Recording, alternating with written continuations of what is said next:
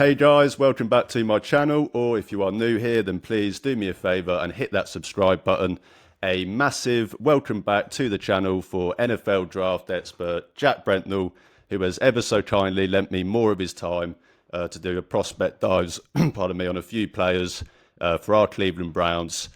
Whilst I consider myself to be fairly knowledgeable when it comes to the NFL draft, Jack, in my opinion, is on another planet. So I'm incredibly grateful for him coming on here to give you guys, as well as myself, a more in-depth analysis on, some of this year's prospects. Jack's really good at what he does, as I said. And if you don't believe me, go check out the Touchdown NFL's 500-page draft guide, I think it is. Basically a dictionary for all the draft prospects this year. Truly one of the best draft guides out there. So I'll make sure to link that in the description if you are interested. But without further ado, we're going to dive into some players, some prospects for the Browns. I personally think there's only 3 players that, are in consideration for the number 2 pick. Probably only 2 if we're being honest. But we're going to cover all 3 of those guys, as well as a quarterback that I've had my eyes on for pretty much most of the off season as well. Make sure you check out all of these dives, and hopefully they can teach you a lot about what will be the Cleveland Browns' first round draft pick since 2021. So kicking it off with who I believe is probably the most likely option now for the Browns at number 2. He is the bookies' favourite. He's overtaken Abdul Carter. Travishunter, he's been getting a lot of noise, especially in terms of with the Browns the past week or so. Don't know if you saw, Jack, but Andrew Berry basically spent 2 minutes salivating over him during one of his interviews a couple of weeks ago, something I've never seen him talk about a player that's not on their team before. So the interest is clearly there. As I said, he's the bookies' favourites.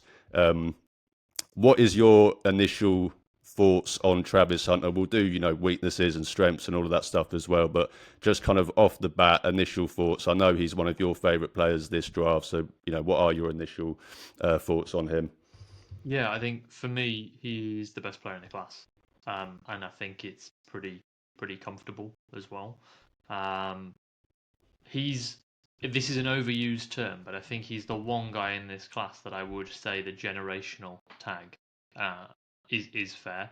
Um, I'm not saying he's necessarily generational at one of the 2 positions he plays, but when have we ever seen a guy come out and play 2 positions like he does? I mean, I certainly can't remember it. I think if you're looking back, there's guys like Charles Woodson who did it, Champ Bailey, but we're not the kind of level that he was doing it at. This guy nearly 1,300 yards and 15 touchdowns as a receiver, and he only allowed about 200 yards in coverage all season, had 4 picks. So he's like a legitimate first round talent at both positions, which is it's kind of crazy. Like I think we've almost got so used to it, like talking about him for the past 3 or 4 months. But I think in a couple of years' time we'll be looking back and you know thinking, how on earth did he do that in college?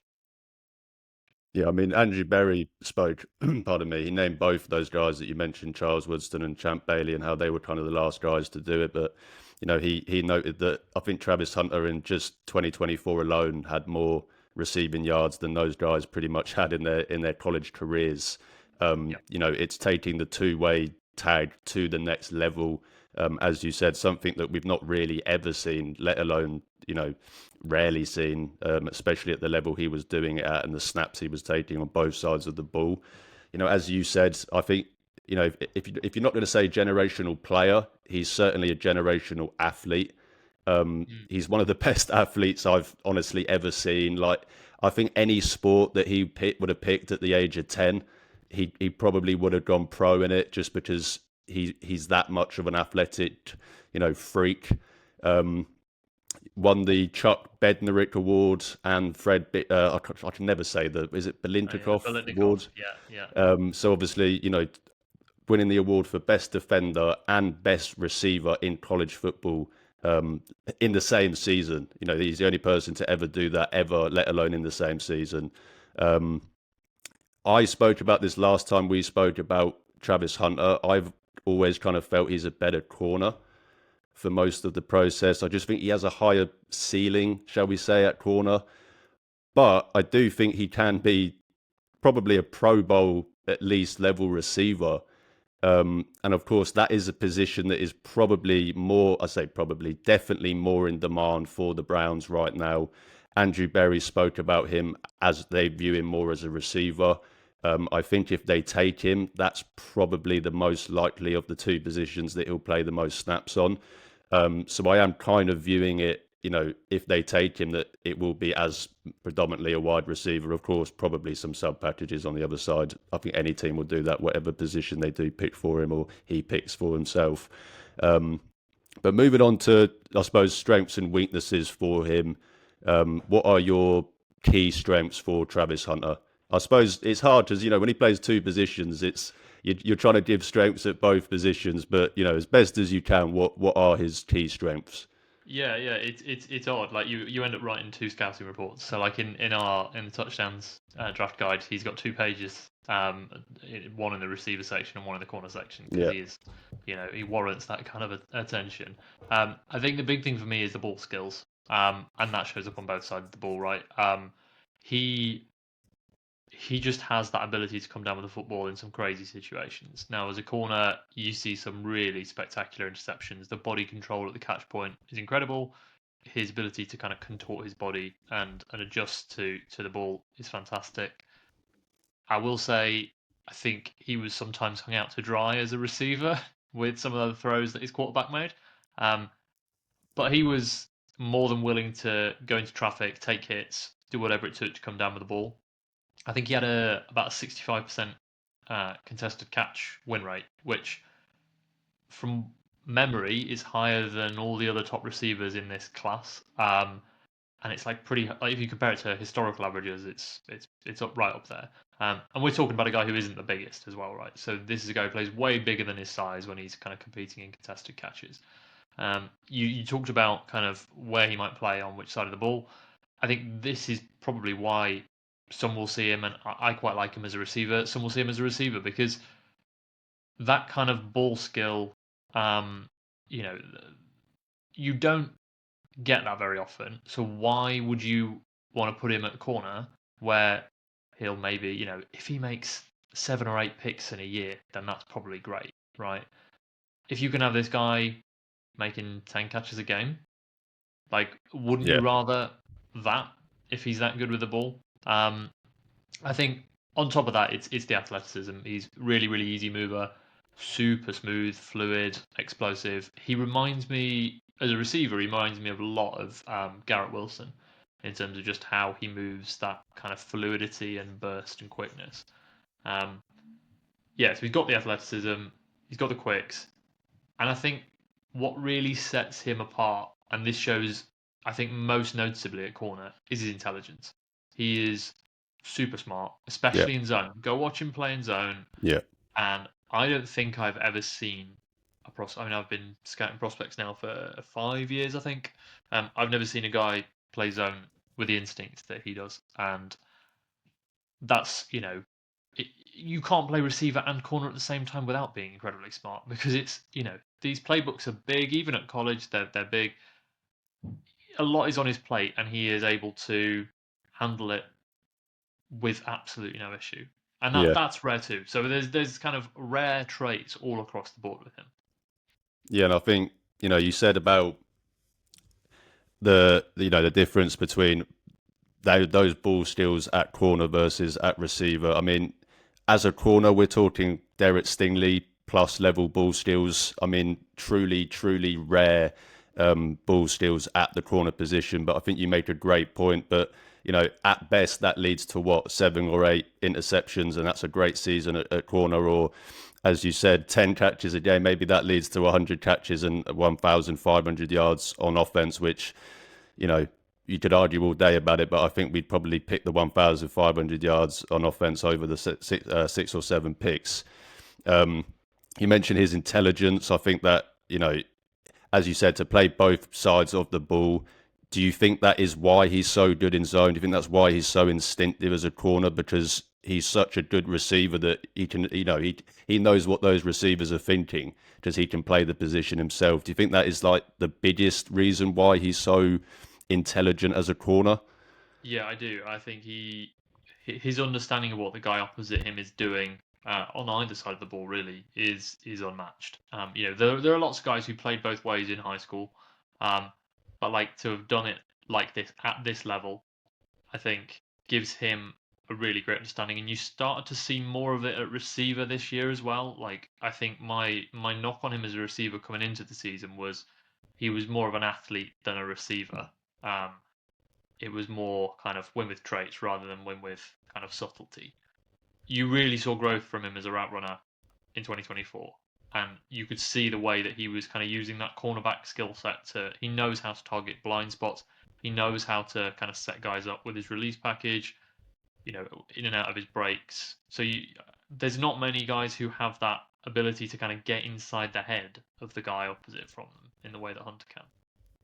Yeah, and I think we said about it from the translation that's why he's so good at corner, but vice versa as a receiver, that intelligence of again, you play the position corner at such a high level, you know what those corners are thinking. You can use that to manipulate those corners when when you are playing as a receiver. It's just such a incredible skill to have, an incredible intelligence, as you said. I think he's got a 4.0 GPA, which whatever that means Yeah, to us British guys, I think that's pretty good. He's, yeah, all the reports say that he's a fantastic student, so he's clearly a student of the game, and you've got to be on, to play both sides of the ball as well as he can. You mentioned it. I think for me, the biggest thing that sticks out is the athleticism. It is the ball skills. His hands are incredible. I don't know if you saw the Colorado.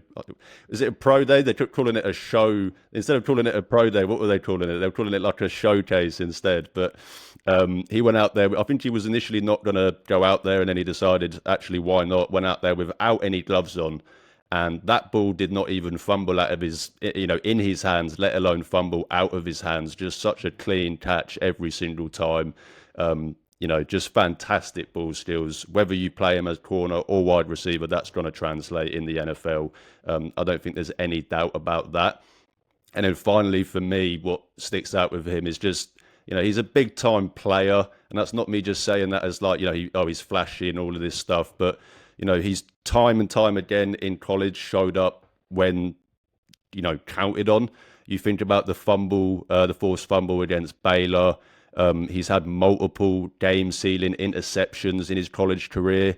He just seems to be one of these guys that, it's a bit of a cliche, but the whole clutch kind of he steps up when the lights shine the brightest, and I think that's such a great trait to have, especially when you are as flashy as well. He's obviously box office. He's going to bring in all the eyes and all of that stuff. Everyone's going to come and want to watch him play. So all of those things, just as you said, I think it does make for a generational type level player.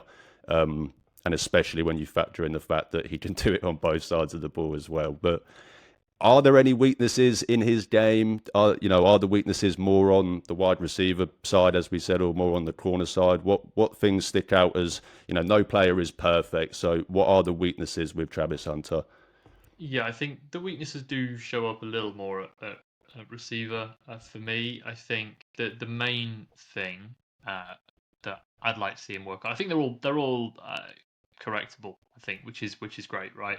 Um, the main thing for me is the weight and play strength. He's skinny, which I think he can get away with more at corner. Although I think it will be more of an issue in the NFL considering the kind of body types you're going to go up against. But he's the kind of guy if defenders get their hands on him at the line of scrimmage, he's not really got the play strength to consistently kind of maintain his route and fight them off. Again, you'd think with the kind of level of press coverage that's played in the NFL versus college, that might be more of an issue. Now there's obviously ways you can hide that while he develops. You can play him in the slot, you can play him off the line. Those are all fine. And I don't think he is a kind of prototypical X receiver, which again is fine. Like the league doesn't. That's not how teams win these days. So I don't. I'm not too worried about that. And I think there's still a bit of looseness as a technician, as a route runner. Like I say, he's shown growth, shown a lot of growth in the last 12 months, and you think that he can probably improve there. Certainly, if he focuses on it full time, if he decides he's going to be a full timer, or even if he's going to be a 75% of the time wide receiver, 25% corner. Um, there is still a little bit of looseness, and there's still a bit of that kind of I'm going to beat you with my athleticism. Which, if I was that kind of athlete, that's probably how I'd Yeah, want to play. yeah, But you'd like to see that develop, and I'm sure it will. So, but I think those for me are the kind of big ones. There is going to be the durability question, which I think is the big thing, right? Is people are saying, can he still play two positions in the NFL? Can his body hold up? Um, but I think he's done it in college. I think he can do it in the NFL. Whether you want him to is a different question. Um, but that doesn't bother me as much as I think it bothers some people. yeah. I agree with you. It doesn't bother because in the end of the day, it's not whether he can, it's whether you were going to do that anyway. And I don't think, for me personally, I don't see a team playing him, 60 snaps a game on both sides of the ball. That's just not going to happen in the NFL. Don't get me wrong, he did it in college. It was actually incredible to see him. He never seemed to be tired towards the end of games. It never seemed to impact his play. The fact that he was literally almost playing every snap on both sides of the ball. He can do it. He's clearly got the athleticism and stamina to do it. But I've kind of thought all along it's going to be used. Of course, it is. You would be stupid not to have sub packages for him on whatever other side of the ball you're not predominantly playing him on. But I think the idea of they're going to play him on both sides. It's a silly argument anyway. And as you said, it doesn't really bother me anyway because I don't think it's much of an argument. You mentioned, I think for me, similar to an Abdul Carter as well, that maybe you could argue, as you said, especially at receiver, you're relying a bit more on athleticism than you are technique and stuff like this. But those things are always teachable anyway. I think he's 21 now, will be 22 as a rookie. He's still incredibly young, and you mentioned it. When you're as athletically gifted, you'd be stupid not to use your athleticism to your advantage. That's not really that much of a criticism, and if that's kind of one of the biggest things that people are using against you, then you're in a pretty good place, in my opinion. In the end of the day, for me, Carter has been my preference, and of course, we'll do the prospect dive into Carter. But I don't think the Browns can go wrong with Travis Hunter or Carter. I think they're 1A, 1B. Whether you have that at 1A for well, you probably have it at 1, as you said, with a bit of a gap, but you have Hunter ahead.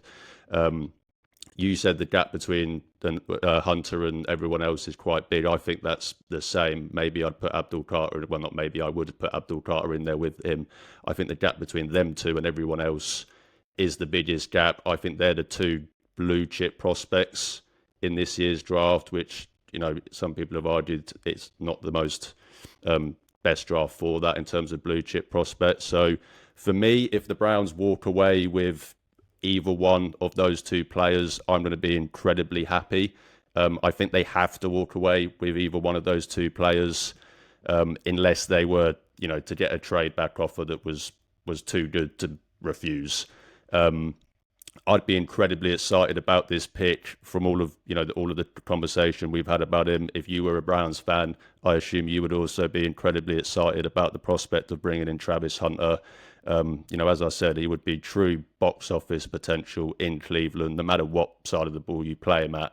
But I am more on the side of if the Browns pick him, they clearly plan to play him at wide receiver predominantly, I think. But, as I said, you'd be happy about it. I'd be happy about it if you were a Browns fan. But I suppose just to finish off on Travis Hunter, how excited should Browns fans be if he is the pick? I think this would be the slam dunk of the first round. If I was the Titans, I'd be taking him number one. So if I'm the Browns and he's there at number two, it's happy days. Yeah, like you say, you can figure out where he plays and how much he plays at one position or the other going forward. But I kind of don't care because I know I'm getting a talent wherever he is, and he's one of those players. I know, like we overuse the thing. Oh, he's bust proof, right? Yeah. I just don't see a way that he does bust because if for whatever reason it doesn't work out at one position, just stick him at the other one. Yeah. Like, how many other prospects can you say that about? Yeah. So I'd be very excited if I was a Browns fan.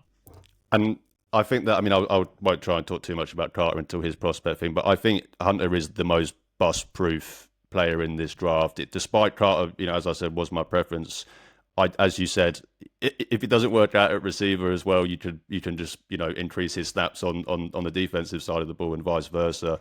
I just think you can't say that about anyone. No one is completely bust proof, but I think he is as close as it gets. And I suppose final question I've just thought of on the spot now, but where would you kind of have him in terms of recent non-quarterback prospects in the last kind of few years?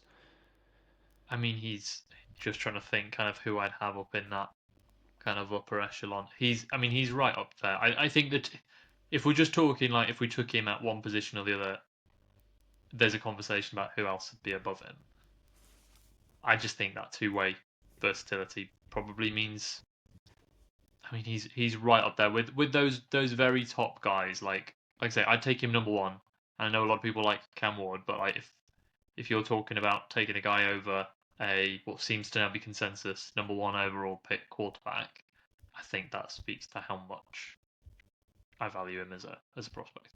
Yeah, I mean, you said it. If he is the pick, Browns fans, I think, should be incredibly excited about it. I've been in the boat all along. It should not be a quarterback at number two. I've been hoping the whole process that the Titans do fall in love with one of the quarterbacks, because then that gives the Browns the first choice of the board, in my opinion, with a Travis Hunter and Abdul Carter. So hopefully the Titans do, not shock everyone, and they do end up taking Cam Ward. And as I said, I don't think the Browns can go wrong with either player. So if it is Travis Hunter, I'm going to be incredibly excited about it, incredibly excited about his Cleveland Browns career, and I think all Browns fans should be as well. But that would do it on Travis Hunter.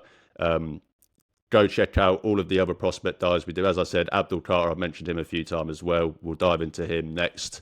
That video will be out soon as well, so make sure you go and check that out. Jack, thank you so much again for giving me your time to talk some NFL draft. I'm always a smarter man after talking to you, so I really do appreciate it. Before you go, please let everyone know where they can find you and the amazing work that you do. Yeah, it's been great to be on, mate. So thanks for having me. You can find me on Twitter or whatever we call it these days, Jack_Brentnall.